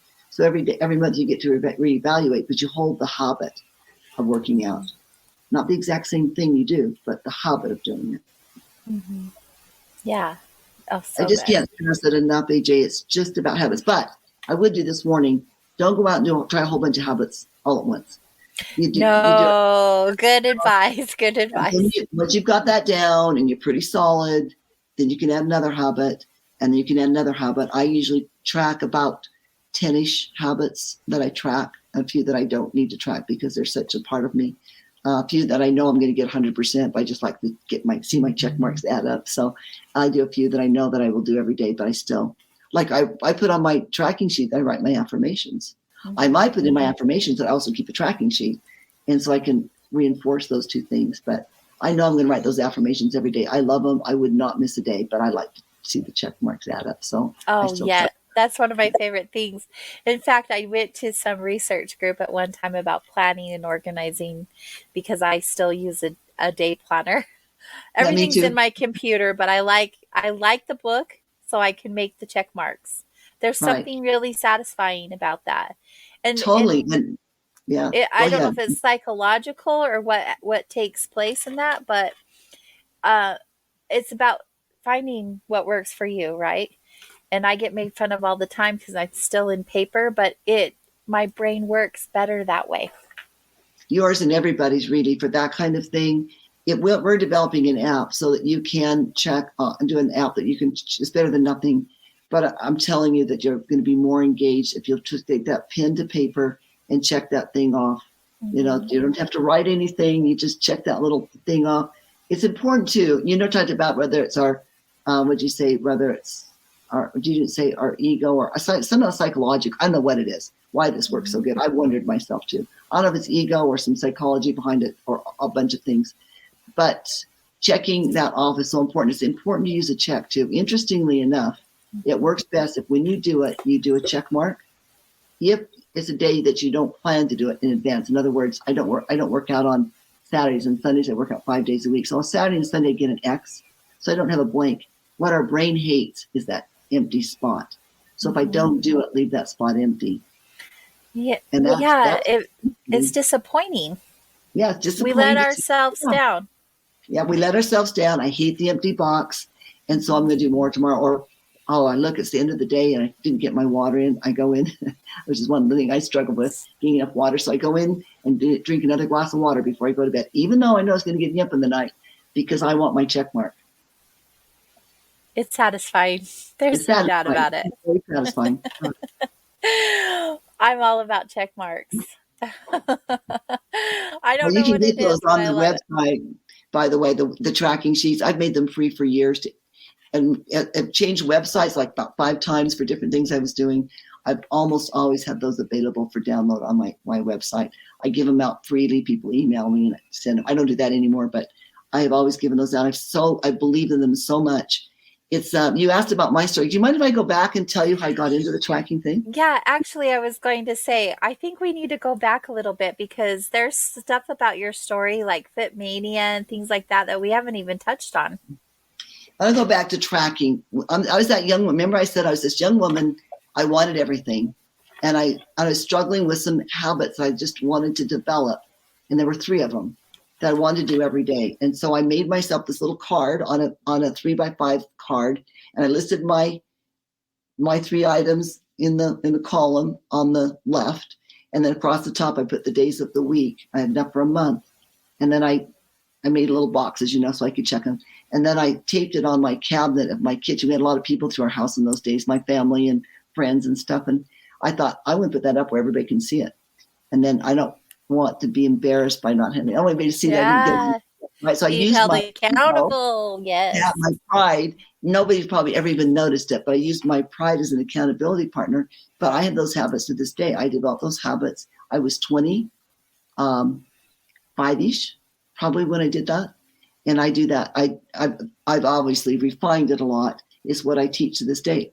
40. If you ask me what one thing I did that helped us be successful, that we did, Ken and I did together, one practice, it would be that tracking sheet, because it held me accountable every day. It helped me develop the habits that I needed to become successful. So that would be the story. Yeah. If you could recommend anything to anyone, you would definitely recommend Tracking sheet. Yeah. It sounds so elementary. It sounds so even juvenile to a lot of people. Some people say, well, I just don't like to write things down. And I'm like, well, good luck then in being successful, because if you can't track your goals, you're not going to make it. You're just not. You have to, Peter Drucker said, what gets measured gets managed. But we kid ourselves if we don't have some way to keep ourselves accountable. And you can't keep an accountability coach for forever. So yeah, tracking. And that's just it. That's where the rubber meets the road. I love affirmations. They can change who you are. But if you want to change what you do, it's all about the tracking sheets. And they develop habits. Right. Affirmations are great. I mean, they do change the chemical reactions to your brain, like in how you view yourself, how you react, how you act. They're really great in that regards. But if you're not doing the work behind the affirmation, they're not any good. So you can be positive all you want, but your life isn't going to dramatically change just because you're saying positive affirmations. No, you can't look in the mirror and say, gosh, you're great. Yeah, I sure feel good about myself, and not do the things that require us to feel good about it. We have to be developing, growing, changing. We can't say, oh, I'm good enough the way I am. We do need to feel good enough the way we are. And I think it might be on the thing that you sent, the formula that I share, but we have to be content with who we are, for sure. Absolutely. But we also have to be a person who is progressing. So it's that contentment plus progression that equals happiness. And if you just stop with contentment and use affirmations, it's just going to be hollow. It's going to sound hollow to yourself. Mm-hmm. Yeah. I deserve success. Look at me work for it. Yeah, exactly. I agree. I remember when I first learned about affirmations, I'm like, oh, this is great. And I wrote affirmations all over Post-its and put them all over my house. So I was always constantly looking at positive things. So I would become more positive, and less toxic to myself. And they were great. Yeah, they were great. It was nice to have. But, really believing in what you're saying as an affirmation versus just reading it are two completely different things. Yeah. Things sound nice. They're cute. They're fun. They sound very nice. But you have to when I teach my clients how to write them, I tell them to make sure the language is powerful to you. But you've got to want it to. So affirmations have the conviction. And the section in the how on how to write these, I think you would love this, AJ, that section. But the way that we do this is we write them in a notebook. So you got one place you write them all the time. I actually write mine in my planner. I do a day planner like you, but a notebook or your day planner. We're actually developing a planner that you can do this in, but not ready to tell yet. But you write them every day. You write them the same until you're ready to change one. You want to modify one or change one, but it looks like a few of mine are like, I am, because of my thing I went through, I am positive and optimistic. I am cheerfully energetic. I laugh. I'm historically not much of a laugher. I laugh a lot now, but I still love that so much, and the change it made in me. I still write, I laugh easily and often. I smile at everyone. I listen with intent. I keep my conversations positive. We went down a little bit of a negative. I speak well of others, right? It just goes on like that. These are the things that I want to be. And I usually advise people to have more than 6, but maybe less than 12 of them. And you just write it every day. It takes a minute. Once you've got them, it takes a minute or two. And just do that every day, every day, every day.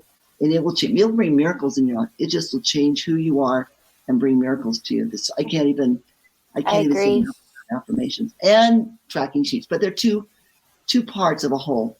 This is what I want to do, and this is who I want to become.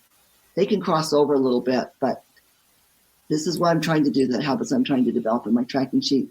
This is who I'm trying to become in my affirmations. That's so Can you feel my passion?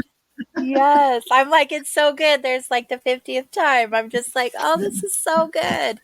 This is the stuff that I really enjoy hearing. It re-motivates me. It re-inspires me. And I know that our wanderers in the chat room are feeling the same way. They're getting good stuff from you also. But you began your journey. I want to talk about this because there's been some conversation in the back end about we're referring to working out a lot, and you do have a history in that industry. Do you want to share a little bit about that with us? Yeah, 2 things now. I'm going to share that story. Before I do that, I want to point this out. The main reason I use fitness so much as a type, makes a really good type for one thing, But most of the motivation, when I was reading it, most of the motivational materials were aimed towards business, which was fine. We were in business, but I wanted more things that I could relate to personally. My husband is the real business brains in our family. And while I was involved, he was the one that was doing the business. And I was just trying to pick out the same principles and apply them to other parts of my life. So I try to use a couple of other things, and physical works good. So yes, I started but also somewhere in that 25-year, I was probably about 28 or 29, it occurred to me that I always thought I would grow up to look like Barbie. And now I had 4 kids. If I didn't go to work, the models and people I was now admiring were 10 years younger than me. I needed to go do something. So I started searching for the most effective way to be fit and lean. I tried all the stupid diets and all the things out there, all the foolishness. I tried a ton of it. When I finally found the answer, it was just like so obvious, you know. I mean, I kept my weight pretty good, but always like that. I did kind of like get out of control in my 40s, but mostly I kept it to that 10-pound, not that I even like to talk about pounds, but that 10-pound range, maybe 15 sometimes kind of thing. But it still wasn't what I wanted. I still wasn't where I wanted to be. And when I found out the solution, I was like, oh, this is so obvious. And when I tell other people about it, they're like, oh, that seems obvious. That sounds right. When I found it, I thought, people need to teach this. There's so much noise in the fitness world, and people that want your money. They'll sell you a pill, they'll sell you a diet program, they'll sell you a book. I often said, if I could write a book I said, I can't sell a book on what I know on fitness because it'll only take 2 pages. I can tell you everything you need to know about fitness in 2 pages, about what makes it, how you can be lean, strong, fit, sexy. I can do that in 2 pages. I can probably do it in 1 page. The truth is just so simple, but we got caught up in all the noise. So anyway, I've been working with a lot of people anyway, and I thought I want a place where I can teach fitness the way I know it should be done and personal development. I still want to be able to work, and I want to do it on my terms. I don't want to go work for somebody else and teach what they know. I want to teach what I know and do it my way. And so I started, it fit me in the beginning of the recession. And about the year before, I could have walked into any bank and borrowed the money to do that. And then the recession, this is 2009. So it was right in the middle. Nobody was loaning money. But I was able to secure a loan eventually. Took a couple tries and started Fit Mania. It was an awesome program. I can't tell you, we made such a big difference in so many people's lives. I had a great staff of people, and we just rocked the fitness world. And I'm proud to say that I think that I had some little bit to do with some of the adjustments we're starting to see in the way that we eat. Some of the things that have come about since then. I've seen a lot of other people starting to adopt some of that. I'm not the only one. I think it came from a lot of sources, but I think that was part of that movement towards a more natural approach to, I hate to even say weight control, but the more natural approach to being lean, fit, strong, sexy, male or female. So are you going to tell us what it is, or do we have to pay for that? I'll tell you. This is how for eating, this is so simple.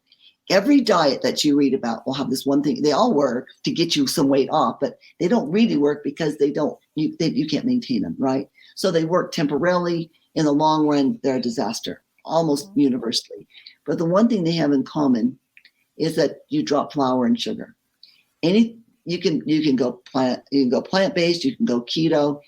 It doesn't, either way, you drop the flour and the sugar and the soda, the processed foods, of course, and you'll lose weight. If you base your diet on the things that we've been eating for thousands of years, I'm not even going, probably, what's the one that starts with a P? I've lost the word. Paleo. Paleo is probably as close as anything, but even that. The caveman diet. It's not that either, but I'm just saying that's probably the closest. But if you just think, were we eating it 200 years ago? Were we eating it 2,000 years ago? Then eat it. Yep. If we weren't, then don't do it. So if you can eat all. We're designed to eat, and if we go hungry, it's like holding your breath. Eventually, you're going to have to come up for air. You're eventually going to eat. So eat, and you're going to eat a lot, but eat natural sources of protein, meat, whatever it is for you, eggs, whatever, things that come naturally that people have been eating for forever. Fruit comes the most, we're most drawn to fruit because of the bright colors. It comes portion controlled already, much of it. Fruit's great. I hate it. There's a whole section in my book about it because I feel so strongly about it. I hate it when people villainize fruit. Oh, it's too much sugar. No, I can tell you why if you want, but it's kind of the details and the science. But no, fruit's not like eating sugar. It isn't the same thing. Fruit hear juice that is. all the time. Eat your fruit because it's your biggest source of minerals and vitamins more than any other source. So please eat your fruit. You don't go crazy. You don't need to eat 3 apples, but who can do that anyway? So eat your fruit, vegetables. If you maintain protein from natural sources, like again, meat or eggs, fruits, vegetables, that's all you got to do. And just don't avoid processed foods. Mm-hmm. A lot of people are really hung up on the wheat thing when I tell them that, and I usually use this example. If you were out lost in the farmlands and you came across an onion field, let's say you're starving, you're out lost in the fields and you're starving, you came across an onion field, you could maintain life. Zucchini, beans, corn. If you come across a wheat field, what would you have to do? You can't eat it. Even if it's ripe and ready, you can't eat it in the little kernels. It has to be separated from the shaft, right? It has to be separated. It has to be ground. It processed. It has to be very processed. It has to be ground down. It has to be added something to cook it with, right? You can't just put it in your mouth and eat it. So wheat is a processed food 100% of the time, unless you've got the kernels and you cooked them and you want to eat them that way, which sounds horrible, and maybe even then it's processed. So think about unprocessed real food. I'd rather have somebody eat a steak and a potato than eat bread or bread tortilla or whatever. I'd rather have a steak and potato too. Oh, thank you. Bless you. Me too. Give me that steak. And then the other thing is frequently, don't count calories. It doesn't matter. You don't know how many calories you need. And if you did know how many you need today, you won't know how many you need tomorrow. Your body knows. And when you get rid of the flour and the sugar, you eat 5 or 6 times a day, small meals, your body will eventually, you don't have to do that forever, but your body will eventually readjust and you'll know how much to eat and it will come naturally. I don't count my meals. Nobody should count calories. I just eat when I'm hungry. That's such a thing though. I know it's a thing, but how have people always eaten? How do you think people ate 500 years ago? I wonder what my blood type is. Like serious? Like we think that their blood type's how we should eat? That would be, you'd have to do a blood test back in the day, right? How did people live for 6,000 years without a blood test? So if you we ate it for thousands of years, you can eat it. Then the other thing is intense movement, making sure you use as many muscles as you can and getting some intense cardio every day. You don't need a ton of it. Slow, steady cardio is a killer. So like say, get off the treadmill, do 20 minutes of intervals, or do a program like Fitmania, a boot camp kind of program. If you're going to go to the gym and do weights, make sure you use as many muscles and joints combinations as you can. You need both muscle. Adults lose about 0.5 pound of muscle a year. So you need that as the muscle growth, muscle development, as well as the cardio. And you don't have to do less because you don't need an over 50 program or an over 60 program. All bodies have the same muscles. You can just go out and do at your pace. Does that answer all your questions? I like drinking out of a fire hose. You asked. Did I leave something unsaid there? No, I've heard all of that too. You just never know what's right or what's not. And I really believe in being intuitive with your body and eating plant-based as much as possible. And of course, other protein sources if that's what you desire, but the non-processed foods, and move your body and take deep breaths and think good thoughts and all of those good things. Move as much as much. And then I would say another thing is I had and this is in the book too, but I had just a handful of clients we couldn't get the weight off, and they worked hard. We checked their diet and checked it. I had them checked for hormones, and some of them did have some hormone issues, but still weren't getting the weight off. And it wasn't until the end of my time at Fitmania, about the last year, that I began to realize that all of these cases, these people had very sedentary jobs. So they were working out hard, but that's not enough. You got to move all day. So I would suggest you get, they're that 10,000 steps. I go for 14,000 steps a day. And I work out every day for 40 to 45 minutes. Okay. Sometimes I'm having fun, so I work out longer, but, and then I eat. She's having fun. And I don't worry about, I've got a really good, I'm 65, almost 66. Wow. have people tell me all the time, "Oh, you're so sexy." I feel sexy because I have a flat stomach and I don't have extra weight and I'm not too thin. And, I'm just healthy. Yeah. Yeah. And it's And you so can do important to it. feel good about yourself, no matter where you're at. I hope that everyone is always working towards a better version of themselves. But most importantly, it's good to feel good about yourself Right. And this wherever you body are is our at. instrument that we do everything with. This is the body. This is the instrument with which we love, we think, we move, we make our dreams come true. So you want to keep your instrument tuned up Yeah, and in good condition so that you can do everything else better. exactly. Yeah. So important. And I think that it just, I don't know what actually takes place. I mean, I believe we're all guilty of it, but we go through phases where we're just incredibly checked out or lazy or just not in tune with our bodies or listening to what our body needs. And all of the things that you brought up tonight, even though it could be business related, finance related, however that looks like, all can be applied to our health. And like everything that you share is health related. Our Right. mind, our bodies, our souls, everything that you've shared is just so into just building and creating a better version of us, of ourselves. Truly. It's true. And it's the foundation. When you learn how to take care of your body, it translates so well to my finances or to my spiritual self or Right. those disciplines and those feelings and that sense of control. Just translates to every other part, our character the person we're trying to become. That's why I learned early, it took me quite a while at Mania before I realized that really people did best when they started with fitness. They started with getting their instrument under control, feeling mastery over their physical self. Then they were excited to go on to something else. That is a really good, not for everybody. Some people need to start somewhere else. But for most people, they need to start right there and feel like they have some mastery there. And then they're ready to see what else they can do. Right. And those who are struggling physically, who are suffering from an ailment or a physical something or other, it's really not impossible for you either. Like even if you're sitting and you can just move your arms or like move your legs up and down, like so there's something to do for everyone. Truly, you got to start any area you want to progress in. You've got to start where you're at. Yeah, You just have to start exactly. with wherever you're at and then move forward. And you might be way far in one area and not so far in another. That's where you need to do the assessment, which I have an offer for you on that assessment. But you start with it. You figure out where you're at and just work on the other things. Yeah. None of us are moving forward evenly on everything. We're just doing the best we can. But start with where you're at. And Just don't start. be like, I can do that. Just start.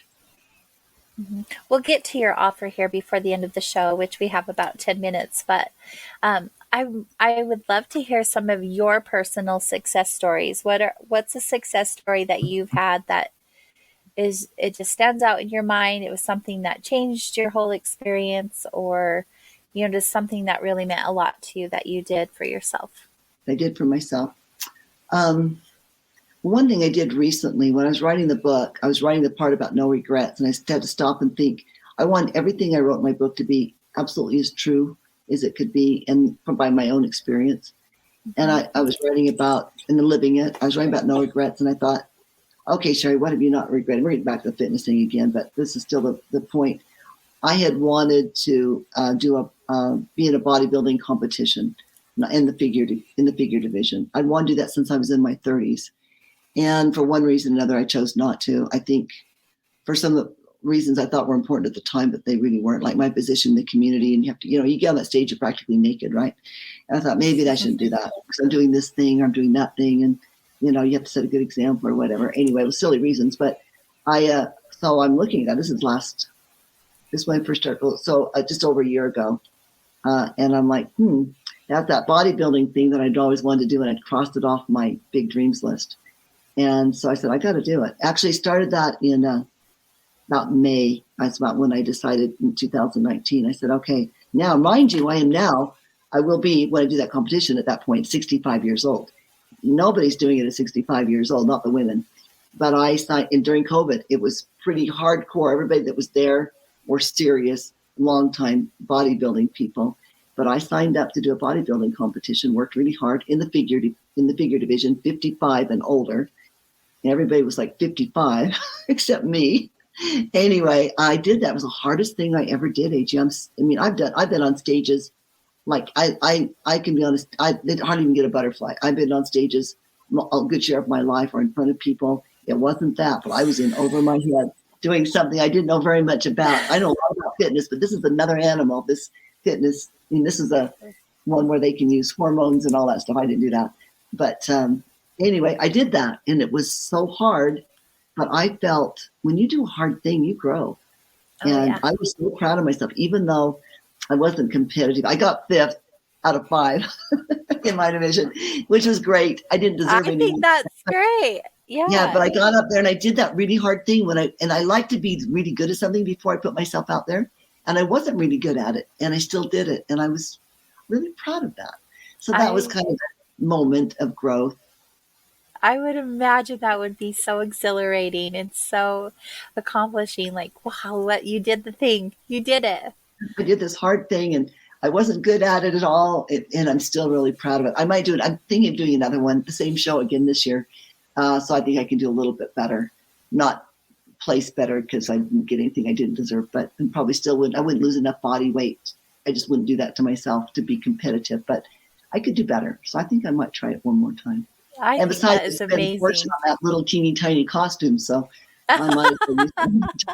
I know there's like barely anything there. I've been to them before. I'm like, wow, they want to show every single muscle for sure. They don't cover hardly anything, so I might try that again. So that one just came to mind. Of course, I've done some bigger, harder things, but running my business at Mania was really challenging. We made such a difference and influenced the community, but it was also hard. I lost a lot of money in it. I had the money. It was okay, but still, I walked away from that feeling a little frustrated and a little disappointed about that part. But I came full circle. I couldn't have written the book without having done Fit Mania. So maybe I'll make a fortune on the book, and I'll make a fortune. I don't know. But I'm proud of that time. What I did there. I'm really proud of that. I'm glad. I am so glad and so happy for you that you've taken the time, the energy, invested it in yourself time and time again. We all fail, right? We all do things that we're like, oh, I shouldn't have done. But the fact is that you've done it and you've shown up. And that's incredible. That's just really awesome in and of itself. So kudos to you. Really super proud of you.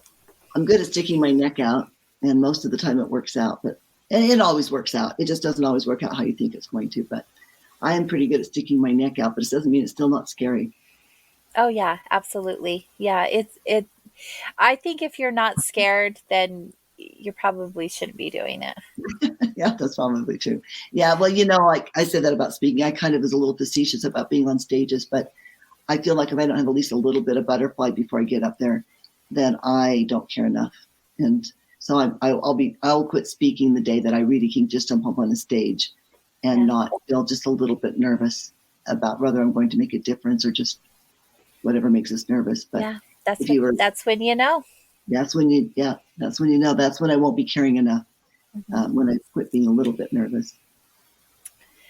Well, before we end the show, I want to make sure that everyone knows how to reach you. That we have been flashing the website on the screen, but if they're not on video, so let's share your website.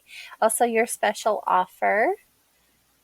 Yes, the offer is we have the assessments are always available for download on the website, but we wanted to make our mentors. We wondered if some people would like to talk to a mentor about the results of their assessment. So we're making 15-minute phone calls with our mentors. It's not a sales call. It's just going through your assessment with you and answering any questions you might have. So we're offering a free 15-minute consultation on those. And let me tell you how we're doing that. You text Life Mastery, one word.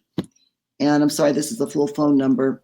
We had some struggles getting a shorter digits, but it's 877-373-0596. So again, you text Life Mastery, one word, to 877-373-0596. And you can have one of our mentors go through the assessment with you and talk about it and help you analyze your results. Awesome. Thank you for sharing that with us. That's very kind. Very good.